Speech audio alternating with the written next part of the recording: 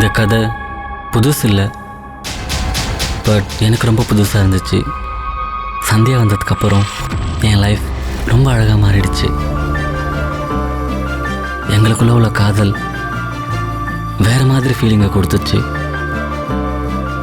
சந்தியாவுக்காக என்ன வேணாலும் பண்ணலான்னு தோணுச்சு.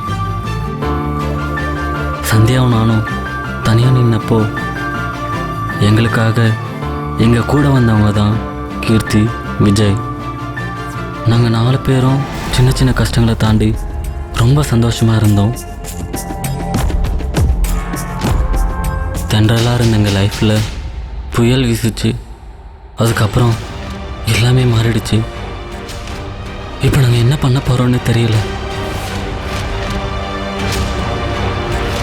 சந்தியா, கீர்த்தி, விஜய்,